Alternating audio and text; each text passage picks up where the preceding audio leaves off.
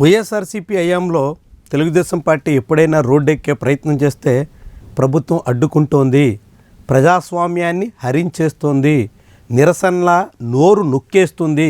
ఇవి జనసేన టీడీపీ నేతల మాటలు. పవన్ కళ్యాణ్ కూడా నిబంధనలు పాటించాలి అంటూ పోలీసులు అడ్డుకోగానే దాన్ని చాలా పెద్ద రాద్ధాంతం చేసిన సందర్భాలు ఉన్నాయి. మరి ఇప్పుడు చంద్రబాబు పవన్ కళ్యాణ్ అధికారంలో ఉండగా వీళ్ళేం చేస్తున్నారు? మెడికల్ కాలేజీలని ప్రైవేటు పరం చేయొద్దంటూ వైఎస్ఆర్సీపీ ఆందోళనకు పిలిపించింది. రాష్ట్ర వ్యాప్తంగా 11 ప్రభుత్వ మెడికల్ కాలేజీల ముందు ధర్నాలకు పూనుకుంది. భారీ స్థాయిలో వైఎస్ఆర్సీపీ యువజన విద్యార్థి విభాగాల నేతృత్వంలో ఈ నిరసన కార్యక్రమాలు చేపట్టారు. ఈ కార్యక్రమాలకు పిలుపివ్వగానే కూటమి ప్రభుత్వం పోలీసుల్ని రంగంలో దింపింది. ఎక్కడికక్కడ వైఎస్ఆర్సీపీ నేతల్ని అడ్డుకునే ప్రయత్నం చేసింది. వైఎస్ఆర్సీపీ యూత్ వింగ్కి వర్కింగ్ ప్రెసిడెంట్గా ఉన్న బైరెడ్డి సిద్ధార్థరెడ్డి దగ్గర నుంచి అనేక మంది నేతలను మెడికల్ కాలేజీ వరకు వెళ్లకుండా గృహ నిర్బంధాలు, మార్గం మధ్యలోనే అరెస్టులు, ఎక్కడికక్కడ నిలువుదల చేసేటువంటి ప్రయత్నాలు ఇవన్నీ సాగాయి. ఇటీవలే తెలుగుదేశం పార్టీకి చెందిన మంత్రులు, నేతలు రాష్ట్రంలో ఉన్నటువంటి అన్ని మెడికల్ కాలేజీల దగ్గరికి వెళ్ళి అక్కడేమీ నిర్మాణాలే జరగలేదు అని చూపించే ప్రయత్నం చేశారు.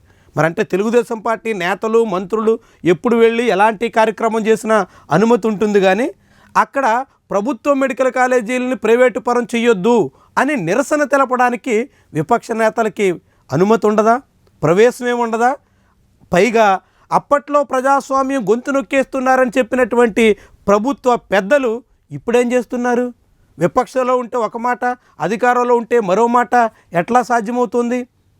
నిన్నటికి నిన్న ఎస్ఎఫ్ఐ విద్యార్థులు ఆదోని ప్రభుత్వ మెడికల్ కాలేజ్ ముందు నిరసనకు పూనుకుంటే ఏకంగా పోలీసులు పిడిగుద్దులతో విద్యార్థి నాయకుల మీద తీవ్రమైనటువంటి రీతిలో దాడి చేశారు. అమ్మాయిల్ని బెదిరించారు.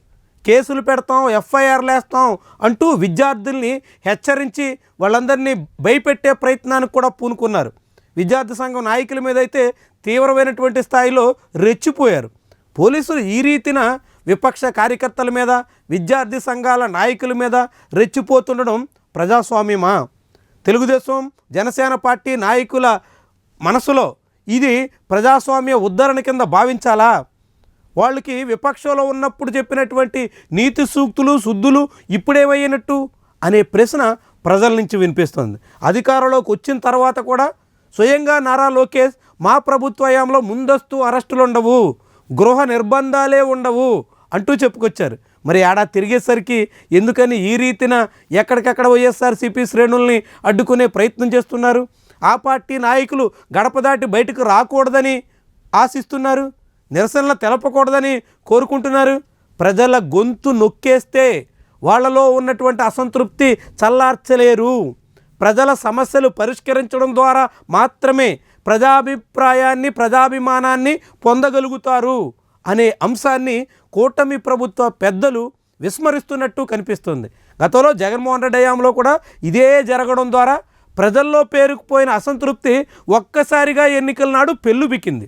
ఇప్పుడు కూటమి ప్రభుత్వం అదే పందాన వేసమెత్తు కూడా తేడా లేకుండా సాగుతూ ప్రజాభిప్రాయాన్ని అణచివేయాలనేటువంటి ఆలోచనతో సాగుతోంది. ఇప్పుడు కూడా అదే పరిస్థితుల్లో ప్రజలున్నట్టు కనిపిస్తోంది.